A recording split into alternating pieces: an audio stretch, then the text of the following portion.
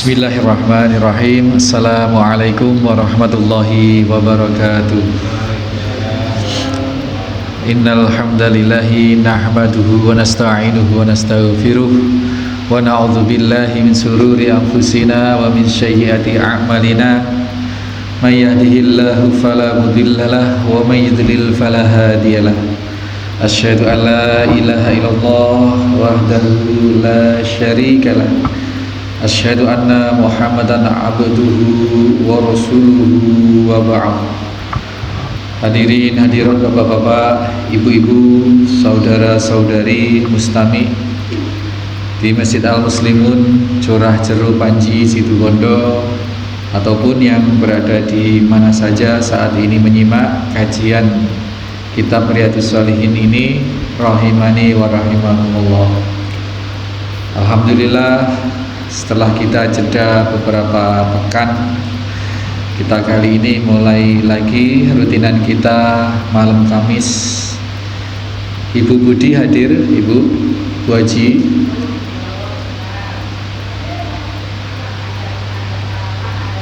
Masih di Banyuwangi, ada tamu, sudah pulang. Alhamdulillah, mudah-mudahan menjadi hajah yang mabrurah. Amin, Allahumma amin. Dan bisa nulari kita semua untuk diberi jalan oleh Allah secepatnya mendapat panggilan resmi. Ya, panggilan resmi, tapi syarat dipanggil ya daftar. Kontak daftar ya, tak panggil ya, daftar. Ya, bismillah. Kita masuk ke hadis 89 kali ini. Hadis yang ketiga dalam bab bersegera dalam melakukan kebaikan. Babu fil mubadarati ilal khair wa hasu, dan dorongan untuk bersungguh-sungguh di dalam kebaikan itu, ya, kemudian dengan kemantapan hati tanpa ragu sedikit pun.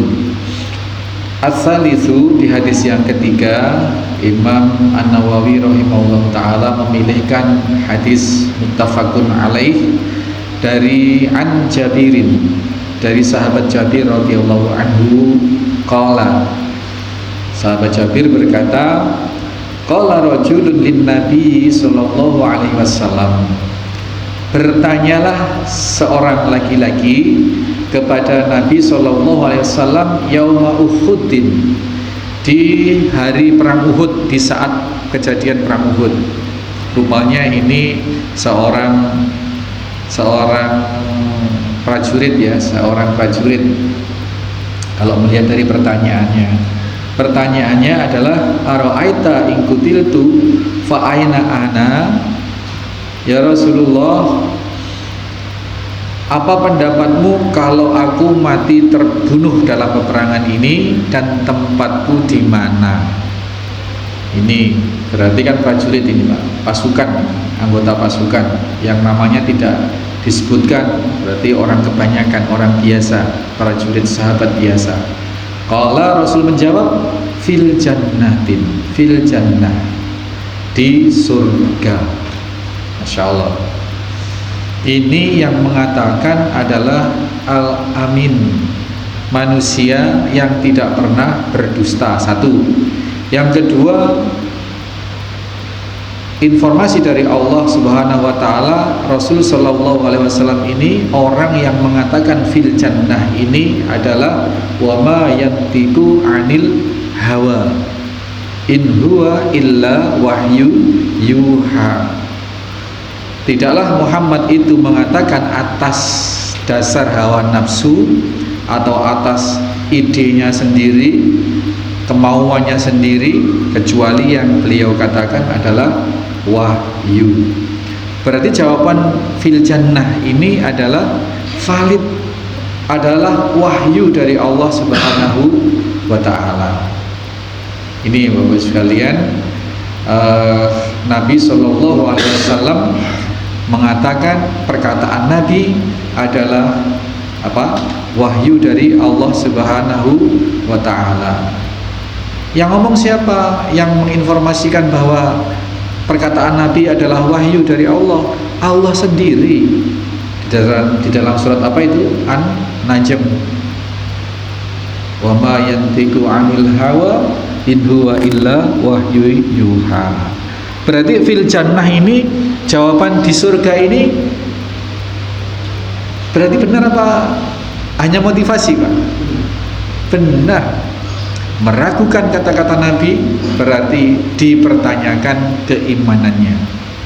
Meragukan kalimat firman Allah Subhanahu wa Ta'ala bahwa yang dikatakan Nabi itu bukan berdasarkan karangan, bukan berdasarkan ide beliau, inisiatif beliau, tetapi illa wahyu yuha. Itu adalah ketentuan dari Allah, firman dari Allah, informasi dari Allah. Meragukan itu berarti rukun imannya bolong. Di antara rukun iman adalah amantu billah wal malaikat wa kutubihi, dan kitab Allah. Ini berarti perkataan Nabi fil jannah ini valid. Nah, valid. Kenapa kita perlu tegaskan ini sampai bawa-bawa surat An-Najm segala? Karena kita kebanyakan di hari ini, Pak, di hari ini dengan kata-kata surga itu kayak ya, kalau diminta melakukan sesuatu balasannya surga, dengan kalau diminta sesuatu balasannya bonus akhir bulan atau akhir tahun. Ya, di kantor misalkan, gercep mana kira-kira yang terjadi selama ini, atau dari atasannya lah, dari bosnya atau dari rekan kerjanya, dari mitra bisnisnya misalkan, kalau dari orang tuanya, lakukan ini nanti tak dapat, tak kasih ini. Jelas ya, yang terjadi gercep yang ini, yang bersifat bonus duniawi itu. Nah, tapi para sahabat lain. Para sahabat kala itu, bahkan ini sahabat yang tidak terkenal sekalipun, prajurit biasa, sahabat biasa, ketika bertanya pada Nabi, kalau aku terbunuh dalam peperangan ini, wahai Rasulullah, tempatku di mana? Itu. Maka jawab Nabi, fil jannah, di surga. Apa yang terjadi? Ketika seseorang sudah meyakini 1000% perkataan Nabi, ucapan Nabi, bahwa ucapan Nabi bukan main-main, pasti benarnya, fa'alqa tamaratin, maka dia lemparkan atau dia taruh tamar itu kurma yang ada di kunna fi yadihi, yang ada di tangannya, summa qatala hatta kutila. Berarti ketika tanya tadi itu sambil makan kurma, sambil megang kurma ya, saya jelas sambil megang kurma, lagi rehat mungkin, atau rehat atau apa begitu, pegang kurma, tanya pada Nabi, ya Rasul, kalau aku perang di dalam perang Uhud ini aku mati, tempatku di mana? Bagaimana pendapatmu? Dan tempatku di mana kelak? Di surga. Langsung kurma yang dipegang itu, Pak, itu langsung ditaruh, dilempar, ditaruh, diuncalno. Pokoknya langsung ditaruh. Kemudian orang ini bergegas menerjang ke dalam peperangan, membunuh qatala. Dia membunuh, dia sempat membunuh. Berapa yang dibunuh tidak dijelaskan. Summa, ini tadi dikatakan dia telah membunuh. Summa qatala, dia telah membunuh. Dia berperang, membunuh. Hatta kemudian sampai pada kutila, dia terbunuh kia. Ini, Pak, muttafaqun alaih. Ini satu adegan singkat tetapi sangat mendalam kejadian ini. Yang bisa kita ambil pelajaran adalah bahwasanya satu tadi, keyakinan para sahabat ya, para murid-murid Nabi itu kalau dibanding dengan kita hari ini, orang zaman ini, tidak ada sepucuk kubunya. Ketika diberi kabar surga, ya betul-betul yakin, betul-betul yakin. Sampai-sampai orang makan aja ditaruh Pak makanannya, demi menjemput surga itu. Dan untuk bisa memperoleh surga, jalannya harus mati, gitu. Harus mati. Dan kematian yang disongsong itu adalah jihad fisabilillah yang berbuah surga, jaminan surga dari Allah Subhanahu wa ta'ala. Maka tanpa ragu sedikit pun, itu makanan yang masih ada di tangan saja ditaruh. Apalagi MOU janji sama orang akan dapat proyek ini dan proyek itu, nggak dipikir sudah. Istri, anak yang di rumah nggak dipikir. Mungkin punya garapan sawah, kebun di rumah itu, atau mau panen dan lain sebagainya, nggak dipikir. Sedangkan yang di depan mata saja, yang di tangan, yang sudah mau dimakan aja ditaruh. Itu kualitas iman para sahabat. Pernah kalau nggak salah sudah kita sampaikan, iya pernah. Itu ada seorang wanita kulit hitam yang tidak terkenal, namanya juga tidak disebut dalam tarikh, dalam hadis-hadis, yang punya penyakit ayan. Waktu itu kan pernah kita bahas tuh. Kemudian datang kepada Nabi minta didoakan. Kalau dia kumat ayannya itu, dia sangat malu karena auratnya sampai terbuka. Lalu minta didoakan oleh Nabi supaya ayannya sembuh dan dia tidak menanggung malu terus-menerus. Baik ibu, saya doakan sembuh. Tapi seandainya ibu mau memilih bersabar, ini dalam bab sabar dulu, ya, tidak usah saya doakan sembuh, ibu bersabar dengan penyakit yang diberikan oleh Allah ayan itu, tapi jaminannya surga. Maka ibu itu tidak pikir panjang, ya, disuruh milih didoakan sembuh atau bersabar dengan penyakit tidak didoakan sembuh tetapi jaminannya surga, langsung milih surga. Ya sudah ya Rasul, aku bersabar dengan penyakit itu, tapi tolong doakan agar kalau aku kumat ayannya, aurat tidak tersingkap. Hanya itu akhirnya. Ya sudah, akhirnya didoakan oleh Nabi. Ya tetap ayan berkala kumat, sekali waktu kumat, tapi setelah mendapat doa dari Nabi itu, ketika kumat ayannya itu auratnya tidak tersingkap. Inilah Bapak sekalian, surga dibanding dengan kepentingan duniawi. Duniawi itu kan hanya sekilas, saklebatan,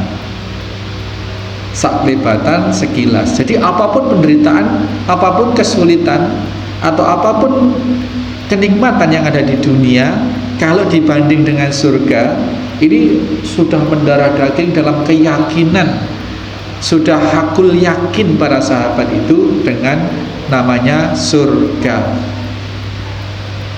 Iya Ustaz, itu kan zaman Nabi yang menyampaikan itu, ya pastilah 100%, 1000%. Kita kan sudah nggak ada Nabi, kita sudah tidak ada Nabi, tetapi dokumen-dokumen perkataan Allah, firman Allah, perkataan Nabi, perilaku Nabi terdokumentasi dengan rapi, Pak, dan valid, sahih. Itu berapa Sahih Bukhari, Sahih Muslim, Bukhari Muslim, itu adalah dokumentasi perkataan-perkataan Nabi tentang surga dan neraka. Maka kita ngaji itu adalah dalam rangka merekod atau merekam atau meliterasi apa-apa yang Nabi sampaikan. Masalahnya hanya apa? Masalahnya kualitas keimanan kita memang sangat jauh dengan para sahabat itu. Ketika Nabi menyampaikan bahwasanya Allah Subhanahu wa taala melalui yang dibawa oleh Nabi dalam Al-Qur'an itu, wa basyiril ladzina amanu wa amilus solihati anna lahum jannatin tajri min tahtihal anhar. bahwasanya orang-orang yang beriman dan beramal soleh, beri kabar gembira wahai Muhammad, siarkan itu, viralkan itu, beri kabar gembira bahwa orang-orang yang beriman dan beramal soleh nanti diberi surga, ya, tempatnya nanti di surga yang di bawahnya mengalir sungai-sungai. Cetowelo-welo Pak, jelas, tidak diperdebatkan, ini karena ayat Al-Quran. Itu pun yang namanya untuk beriman secara jangkep, secara kokoh, dan untuk beramal soleh itu kita masih sangat banyak yang terhalang oleh kepentingan-kepentingan dunia, kepentingan-kepentingan dunia. Sebagaimana hadis-hadis yang awal-awal dalam bab ini, badiru bil a'mal, kata Nabi sallallahu alaihi wasallam. Itu kemudian finatan kaki ta'il lailil mudlim, karena fitnah atau penyesatan itu sangat masif seperti potongan malam yang bisa menggelincirkan manusia kapan saja. Yusbihu rajulan mu'minan, pagi orang masih beriman, wa yumsi kafir, sore kafir. Sore beriman, wa yumsi mu'minan, wa yusbih kafir. Kenapa? Karena dia yabi'udinahu, dia menukar bi'arati minat dunia, dengan kesementaraan atau dengan keremeh-temehan dunia. Jadi iman itu ditukar, iman itu tergadai, terjual oleh keberadaan dunia. Itu intinya apa? Kita orang-orang akhir ini, ya, kalau tidak benar-benar kita berupaya mengokohkan hati kita, mengokohkan iman kita, tauhid kita, akidah kita, maka sangat-sangat lemah iman kita ini, sangat-sangat rentan iman kita ini, dan kita cenderung silau dengan keberadaan dunia. Oleh karenanya akhirnya efeknya banyak orang yang demi memperoleh dunia mengorbankan keimanan, demi memperoleh dunia, demi memperoleh jabatan, dia rela menggadaikan iman dengan ke Gunung Kemukus misalnya. Ke Gunung Kemukus, saya dapat share-sharean tuh Pak, tabel sajen Gunung Kemukus itu, kalau mau sajen kambing di sana, kambing plus tumpeng 3 juta, kambing sapi plus tumpeng 25 juta. Sajen itu, sajen Pak, sajen. Jadi Masya Allah. Dan ternyata menurut bocoran dari orang-orang yang di sana, juru kuncinya atau siapa itu, orang-orang terkemuka di pentas tanah air nasional kita itu pada ke sana, dari kalangan artis, pejabat, begitu. Itu ke sana, ke Gunung Kemukus itu. Subhanallah. Yang dicari apa? Kesuksesan duniawi. Kesuksesan duniawi. Ya kita nggak usah jauh-jauh lah. Kalau kita misalkan demi mengejar usaha, demi kita berusaha, berbisnis, jualan atau apa, kemudian ada panggilan sholat, kita masih teklu, atau bahkan kebablas sholatnya sudah hampir masuk waktu berikutnya, ini juga indikator dari kadar iman kita, bahwa tawaran surga dari Allah, janji surga dari Allah itu tereliminir atau tertutupi oleh kepentingan dunia kita. Ya bi'udinahu bi'arati minat dunia.